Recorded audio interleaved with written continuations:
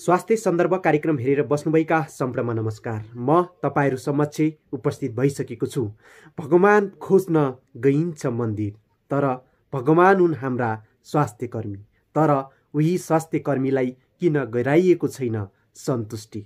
दर्शकबिन हो, आज हरेक स्वास्थ्य कर्मीहरूले लाखौंदेखि करोडौंसम्म मान्छेहरूलाई बचाइरहेका छन्, तर मानिसका लागि हुन् उहाँ भगवान। तर हरेक स्वास्थ्य कर्मीलाई किन गराइएको छ अवहेलना? किन राज्यले उनीहरूलाई गरेको छैन हरेक सेवा सुविधा र सन्तुष्टिजनक? दर्शकबिन, यो रिपोर्ट हेरौँ, त्यसपछि हामी चर्चा र परिचर्चा गर्ने। न जागिर न सुविधा, नेपाली नर्सको करियर। देशमा आधा लाख नर्स बेरोजगार छन्। जागिर हुनेले पनि उचित तलब पाउँदैनन्। नर्सहरू आफ्नो पीडा खुलेर साट्न चाहँदैनन्। एकातर्फ आफूले काम गरिरहेको संस्थाको विरोध गर्दा जागिर जाने डर छ भने अर्कोतर्फ आफ्नो अवस्थाबारे बोल्दा जागिर नपाउने डर। यसबीच कोही विदेशका लागि प्रयास गरिरहेका छन् भने कोही सरकारी सेवामा दरबन्दी खुल्ने आशमा बसिरहेका छन्। पीसीएल नर्सिङ सिद्ध्याएपछि शर्मिला कठायतले जागिरका लागि थुप्रै अस्पताल धाइन्। अन्तर्वार्ताका लागि जाँदा विज्ञापन गरेर जागिरका लागि आवेदन खुलाएका अस्पतालले समेत केही महिना भोलिन्टियर गर्नुपर्ने बताए। थुप्रै अस्पताल धाउँदा समेत जागिर नपाएपछि उनले 3 महिना भोलिन्टियर गर्नै पर्ने बाध्यता आइपर्यो। त्यसपछि मासिक 8,000 रुपैयाँ पारिश्रमिकमा निजी अस्पतालमा 1 वर्ष काम गरिन्। उनका साथीहरू धमाधम विदेश गइरहेका थिए। शर्मिलाले पनि नसोचेकी भने होइनन्, तर पारिवारिक समस्याका कारण उनी विदेश जान सकिनन्। बरु उनले तेस्रो पटकमा लोकसेवामा नाम निकालिन् र अहिले सरकारी स्वास्थ्य संस्थामा काम गरिरहेकी छिन्। अहिले सरकारले तोकेको पारिश्रमिक पाइरहेको भए पनि काम त्यति सहज छैन। एकजना नर्सले धेरै बिरामी हेर्नुपर्छ। कहिलेकाहीँ त एक्लैले 50 जनासम्म बिरामी हेर्नुपर्ने बाध्यता छ। नुवाकोटको दुर्गम क्षेत्रमा काम गरिरहेकी शर्मिला दुखेसु पोख्छिन्। नर्सिङ काउन्सिलको पुस अन्तिम सातासम्मको अभिलेखले भन्छ नेपालमा हाल स्टाफ अनमी र विदेशी गरेर 90,909 नर्स छन्। 189 मुख्य नर्सिङ शैक्षिक संस्थाले आफू मातहतमा 274 शैक्षिक संस्था सञ्चालन गरेका छन्, जसबाट वर्षेनी 9,000 को हाराहारीमा नर्सहरू उत्पादन भइरहेका छन्। तर यी हजारौं नर्सहरूको रोजगारीको अवस्था भने अत्यन्तै दर्दपूर्ण कथा छन्। सरकारी र निजी गरेर देशभरका 8,000 भन्दा धेरै स्वास्थ्य संस्थामा नर्सहरू काम गर्छन्। निजी अस्पतालमा काम गर्ने अधिकांश नर्सको अवस्था शर्मिलाले सुनाएको कथा जस्तै छ। न्यून पारिश्रमिक, कामको चाप, सेवा सुविधाको अभावका बीच नर्सहरू दिनरात बिरामीको सेवामा कटिबद्ध छन्। लामो समयदेखि पटक पटक नर्सहरूको पीडा, दुःख र अवस्थाबारे बहस तथा छलफल हुने गरेको भए तापनि अवस्थामा कुनै सुधार आउन सकेको छैन। उर्मिला पोखरेल नेपालमा 1 वर्ष काम गरेपछि अमेरिका हानिन्। राजधानीको चर्चित अस्पतालमा काम गर्ने उनको पारिश्रमिक मासिक 8,000 थियो। पढाइमा लाखौं खर्च गरेर न्यून पारिश्रमिकमा काम गर्नु उनको बाध्यता थियो। त्यसैले उर्मिलाले आफ्नो रुचिको पेसालाई माया मारेर अमेरिकामा एक स्टोरमा काम गरिरहेकी छन्, जसबाट उनले राम्रै आम्दानी गरिरहेकी छन्। पछिल्लो 5 वर्षमा त्रिवी शिक्षण अस्पतालमा कार्यरत करिब 300 जना नर्स राजीनामा दिएर विदेशिएका छन्। विदेश पछिको तेस्रो गन्तव्यका रूपमा रहेको शिक्षण अस्पतालबाट पनि नर्सहरू विदेश नै पलायन हुन थाल्दा समेत नर्सलाई नेपालमै रोक्न कुनै कदम थालिएको छैन। यसरी पढाइ सकेको लामो समयसम्म पनि रोजगारी नपाउने, पाए पनि कम पारिश्रमिकमा काम गर्नुपर्ने, लामो समय भोलिन्टियरका रूपमा काम गर्नुपर्ने, बिरामीको अभद्र व्यवहार र डाक्टरको शोषण सहनुपर्ने नेपाली नर्सको बाध्यता छ। तर नर्सहरू आफ्नो पीडा खुलेर साट्न चाहँदैनन्। एकातर्फ आफूले काम गरिरहेको संस्थाको विरोध गर्दा जागिर जाने डर छ भने अर्कोतर्फ अवस्थाबारे बोल्दा जागिर नपाउने डर। यसबीच कोही विदेशका लागि प्रयास गरिरहेका छन् त कोही सरकारी सेवामा दरबन्दी खुल्ने आशमा बसिरहेका छन्। जागिरे भन्दा बेरोजगार नर्सको संख्या धेरै। नर्सिङ काउन्सिलमा दर्ता भएका नर्सको संख्या 91,000 छ, तर यति नै संख्यामा नेपालमा नर्सहरू भने नरहेको जानकारहरू बताउँछन्। काउन्सिलमा दर्ता भएका मध्ये 5,000 को मृत्यु भइसकेको छ। 15,000 को हाराहारीमा नर्सिङ सेवा र अध्ययनका लागि विदेश जान स्वीकृत लिनेहरू छन्। त्यति नै हाराहारीमा विदेश पलायन हुने नर्सहरू पनि छन् जो नर्सिङ भन्दा अन्य कामका लागि विदेशिएका छन्। उनीहरूको कुनै तथ्याङ्क छैन। दर्ता भएका पुराना नर्सले 6 वर्षपछि पुनः आफ्नो नाम दर्ता गराउनु पर्ने हुन्छ। यसका लागि निश्चित समय तोकिएको हुन्छ।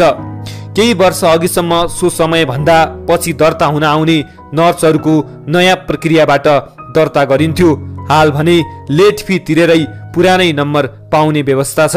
यी कारणले गर्दा काउन्सिलमा दर्ता रहेका भन्दा 30,000 कम नर्सहरू नेपालमा रहेको अनुमान काउन्सिलकी पूर्व रजिस्ट्रार एवं नेपाल नर्सिङ सङ्घकी अध्यक्ष मनकुमारी राईको छ। काउन्सिलमा दर्ता नभई पढाइका लागि विदेश जाने वा नर्सिङ सेवा भन्दा अन्य कामका लागि जाने नर्सहरूको संख्या छुट्टै छ। यसको कुनै तथ्याङ्क छैन। समग्रमा अध्ययन र रोजगारीका लागि 30,000 को हाराहारीमा नर्सहरू विदेशमा रहेको अनुमान सम्बन्धित निकायको छ, तर यसको कुनै एकिङ तथ्याङ्क छैन। यस हिसाबले हाल नेपालमा 60,000 हाराहारीमा नर्स छन्। स्वास्थ्य मन्त्रालयको तथ्याङ्क अनुसार देशभरका सरकारी स्वास्थ्य संस्थामा हाल 10,000 नर्स कार्यरत छन्। निजी क्षेत्रमा कार्यरत नर्सहरूको यस्तो कुनै तथ्याङ्क छैन। विभिन्न निकायले दिएको तथ्याङ्कलाई आधार मान्ने हो भने सरकारी भन्दा निजी स्वास्थ्य संस्थामा कार्यरत नर्सहरूको संख्या कम छ। त्यो संख्या 8-9 हजार को हाराहारीमा रहेको अनुमान नर्सिङ सङ्घको छ। सन् 2013 को नेपाल स्वास्थ्य क्षेत्र सहयोग कार्यक्रमको तथ्याङ्क अनुसार निजी अस्पतालमा कार्यरत नर्सको संख्या 3,600 थियो। अन्य विविध सेवामा 1,000 नर्स कार्यरत छन्। 800 नर्स विदेशबाट नेपाल आएका छन्। यो तथ्याङ्कलाई आधार मान्ने हो भने नेपालमा रहेका नर्समा 20,000 जागिरे छन्। झन्डै 40,000 नर्स अझै बेरोजगार छन्। पढाइका लागि विदेश जानु अघि नर्सहरूले नर्सिङ काउन्सिलको स्वीकृति लिनुपर्छ, तर पढाइ बाहेक अन्य कामका लागि विदेश जानेहरूले कुनै स्वीकृति लिँदैनन्। कामका लागि विदेश जानेहरूले हामीसँग स्वीकृति नलिने हुँदा यति नै संख्यामा नर्सहरू विदेशमा छन् भन्ने एकिन तथ्याङ्क हामीसँग छैन, काउन्सिलकी रजिस्ट्रार बिन्दा घिमिरे भन्छन्। नेपालमा 4,000 भन्दा बढी निजी र त्यत्तिकै हाराहारीमा सरकारी स्वास्थ्य संस्था छन्, जसमा अझै 30,000 सम्म नर्सहरू खपत हुने विभिन्न तथ्याङ्कले देखाएको छ।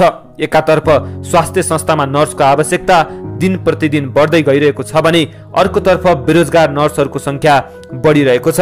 नेपालमा अनमी प्रवीणता प्रमाणपत्र, बीएससी, बियान, बीएमएस र स्नाकोत्तर गरेर वर्षेनी 9,000 को हाराहारीमा नर्स उत्पादन भइरहेका छन्। झन्डै नर्सिङ कार्यक्रमहरूबाट कलेजबाट वर्षेनी ती नर्सहरू उत्पादन हुन्छन्। देशभित्र रोजगारी पाएका नर्सहरूको पनि श्रम शोषण भइरहेको छ। धेरै नर्सहरूले तोकिएको न्यूनतम पारिश्रमिक समेत पाएका छैनन्। नर्सिङ सङ्घकी अध्यक्ष राईका अनुसार नर्सहरूको गुनासो आएपछि एउटा टोली अस्पतालमा निरीक्षणका लागि गएको थियो। निरीक्षणका क्रममा मासिक 5-6 हजार पारिश्रमिकमा काम गर्ने नर्सहरू समेत भेटिएका थिए। थोरै पारिश्रमिकमा काम गरेर नर्सहरूले न्यूनतम पारिश्रमिक लिएको कागजमा हस्ताक्षर गरेको समेत भेटिएको छ।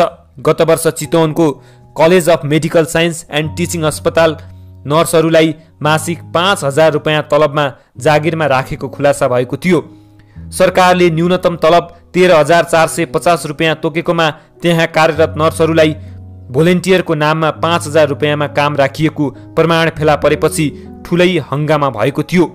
त्यहाँ यसरी 50 जना नर्सले फुल टाइम काम गरिरहेका थिए। बेला बेला यस्ता समस्याहरू देखिने भए तापनि त्यसको समाधानका लागि सम्बन्धित निकायबाट आश्वासन बाहेक कुनै पहल नभएको सङ्घकी अध्यक्ष राई बताउँछिन्। सरकारी अस्पतालमा भने पारिश्रमिकको समस्या छैन। सुत्केरी बिदा, अन्य सेवा सुविधा र 1 जना नर्सले धेरै बिरामी हेर्नुपर्ने समस्या छ। नाइट ड्युटी भत्ता स्वरूप उपलब्ध हुने 150 रुपियाँ पनि सबै अस्पतालले दिँदैनन्। साथै काम गरेर मध्यरातमा घर जाँदा अस्पतालले सवारी साधनको व्यवस्था समेत गर्दैन। अस्पताल हाताभित्रै उनीहरूमाथि हातपात हुने र ज्यानै मार्ने खालका धम्की पनि आइरहेका हुन्छन्। यस्तोमा नर्सहरूको सुरक्षाको पनि कुनै ग्यारेन्टी छैन। शिक्षण अस्पतालमा पिसिएल गरेका 5औं तहका नर्सको मासिक पारिश्रमिक 40,000 छ, तर निजी अस्पतालमा सोही तहका नर्सको पारिश्रमिक 10,000 सम्म छ। राजधानी बाहिरका स्वास्थ्य संस्थामा त झन् 10,000 पारिश्रमिक आकाशको फल सरह हुन्छ। दाङको एक अस्पतालमा काम गरेर गत साल काठमाडौँ आएकी एक नर्सका अनुसार उनले दाङमा रहँदा 4,000 तलबमा काम गरेकी थिइन्। काठमाडौँ आएपछि उनको तलब 13,000 रुपियाँ छ। विश्व स्वास्थ्य संगठनको मापदण्ड अनुसार 20 जना बिरामीका लागि कम्तीमा 4 जना नर्स हुनुपर्छ। आइसियुमा भने एक बिरामी बराबर एक नर्स चाहिन्छ, तर नेपालमा एक नर्सले 50 जनासम्म बिरामी हेर्नुपर्ने बाध्यता छ। सरकारकै स्वास्थ्य संस्था स्थापना, सञ्चालन तथा स्तरोन्नति मापदण्ड निर्देशिका 2073 अनुसार जनरल कक्षमा प्रति 4 देखि 6 शय्याका लागि 1 जना स्टाफ नर्स हुनुपर्ने व्यवस्था उल्लेख छ, तर त्यो मापदण्ड सरकारी अस्पतालले नै लागू नगरेको पाइएको छ। देशको नर्सको दयनीय अवस्थाका बीच पुरुषले पनि नर्सिङ पढ्ने व्यवस्था भयो। नर्सिङ काउन्सिलले शैक्षिक सत्र 2075-76 देखि लागू हुने गरी नर्सिङ शिक्षामा पुरुषका लागि पिसिएल र बिएससीमा 15% कोटा छुट्याउनु पर्ने निर्णय गरेको थियो। नेपालमा आजभन्दा 3 दशक पहिले पनि पुरुषले नर्सिङ शिक्षा पढ्न पाउने व्यवस्था थियो।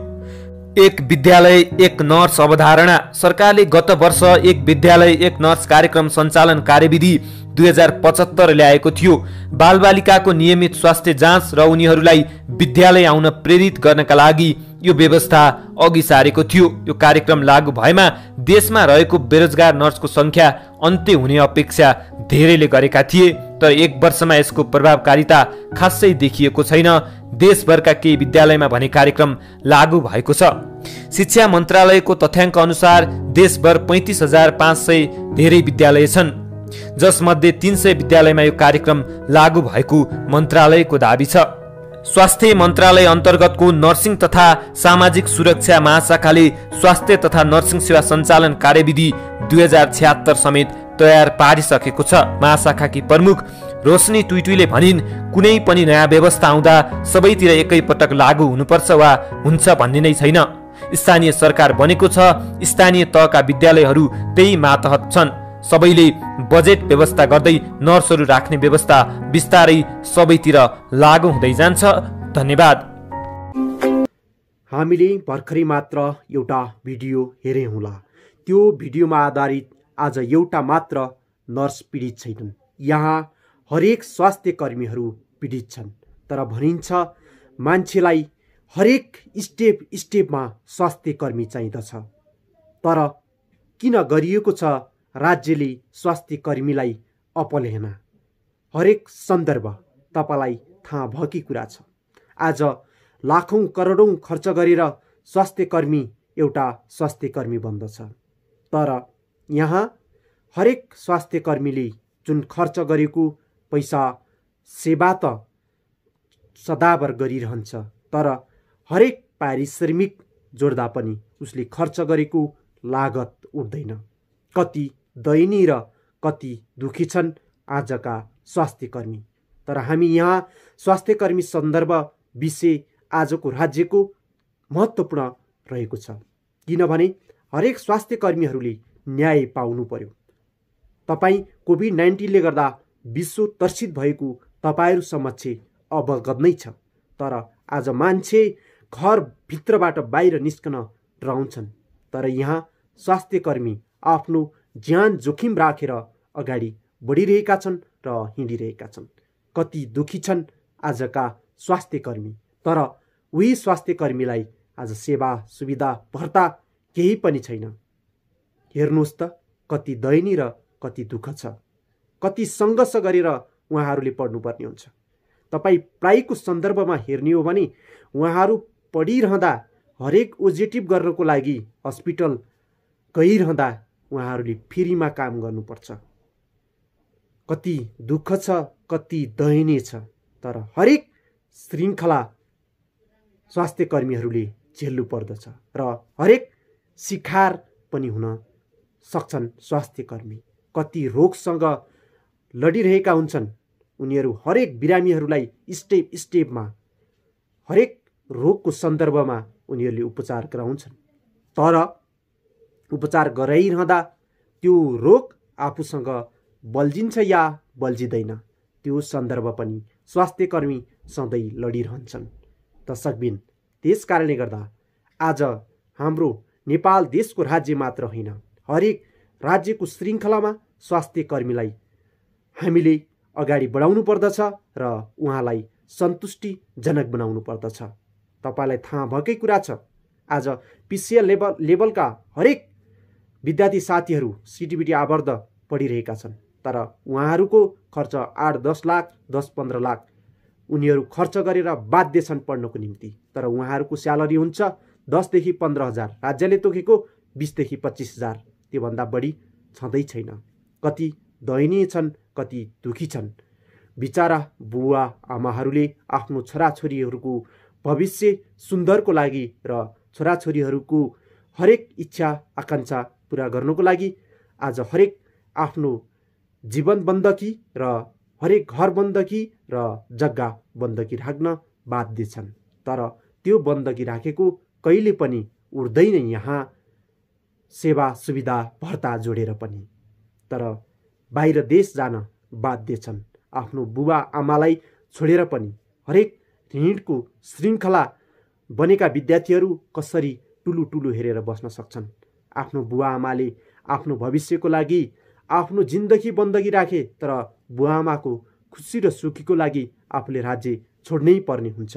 त्यसकारणले गर्दा हरेक दुःख पीडा आज स्वास्थ्यकर्मीमै छन्, तर अरूमा छैनन्। हामी भगवान खोज्नको लागि मन्दिर जान्छौँ, तर यहाँ हरेक मान्छेहरूका भगवान नै हुन् स्वास्थ्यकर्मी। यस कारणले गर्दा दर्शकबिन, आज यो स्वास्थ्यकर्मीलाई घचघच्याइरहेको अवस्था होइन। हरेक स्वास्थ्यकर्मीहरूको सेवा सुविधा भर्ता सन्तुष्टिजनक बनाउनु पर्यो। हरेक राज्यले टेबुल बजाउनु पर्यो। हरेक स्वास्थ्य मन्त्रीले यो आवाज बुलन्द राख्नु पर्यो। उहाँहरूलाई आज एक वर्षमा 4-5 लाख स्वास्थ्यकर्मीहरू उत्पादन हुन्छन्। उनीहरूलाई बेरोजगारको श्रृङ्खला बढ्दै गइरहेका छन्, तर हरेक मान्छेको जिन्दगीमा उनीहरूले खेलबाड गरिरहेका छन्। र अर्को सन्दर्भ, आज हरेक हस्पिटलका सन्दर्भ छन्, आज प्राइभेट हस्पिटलको सन्दर्भ छन्, आज प्रतिष्ठानको सन्दर्भ छन्, आज तपाईँको गभर्मेन्ट हस्पिटल छन् र हरेक जनस्वास्थ्य कार्यालयहरू छन्।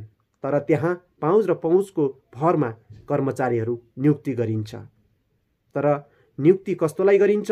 जुन विद्यार्थी पास छैन, जुन विद्यार्थी फेल छ, त्यो विद्यार्थीलाई नै त्यहाँ नियुक्ति गरिन्छ। तर आफ्नो योग्यता पुगेका लाइसेन्स निकालेका विद्यार्थीहरू त्यहाँबाट वञ्चित हुन्छन्। आज हरेक मैले श्रृङ्खला बुझ्दै जाँदा, स्वास्थ्य क्षेत्रका पीडाहरू मैले बुझ्दै जाँदा आज स्वास्थ्यकर्मीहरू कति पीडादनीय रूपमा अगाडि बढिरहेका छन्। त्यसकारणले गर्दा शिक्षा क्षेत्र आज जति अगाडि बढिरहेको छ, त्यति बेरोजगारको जनसङ्ख्या बढ्दै गइरहेको छ। दर्शकबिन, त्यसकारणले गर्दा आज हामी हरेक शिक्षाको सन्दर्भ जोड्ने हो भने आज नेपाल देशमा एक वर्षमा 5 लाख विद्यार्थीहरू उत्पादन हुन्छन्। तपाईँ एसएलसीको सन्दर्भमा जति विद्यार्थीले एसएलसी दिन्छन्, त्यति विद्यार्थी एक वर्षमा हामीले रोजगार लाउन सकेनौँ भने त्यति विद्यार्थीहरू जुन बेरोजगारको जनसङ्ख्या बढ्दै जान्छ र विकृतिहरू फैल्दै जान्छन्। दर्शकबिन, त्यस कारणले गर्दा हामीले हरेक सन्दर्भ, शिक्षाको सन्दर्भ होस्, स्वास्थ्यको सन्दर्भ होस्, यो विषयमा राज्यले ध्यान आकर्षण गर्न आजको आवश्यकता छ। हरेक शिक्षाका सन्दर्भ र हरेक स्वास्थ्यका सन्दर्भ तपाईँहरूमाझ सदाभर आइरहनेछु र आवाज हरेक ठाउँ बुलन्द रहनेछ। आजको स्वास्थ्य सन्दर्भ कार्यक्रम तपाईँहरू समक्ष छोड्दै म बिदा हुन्छु। हस्त।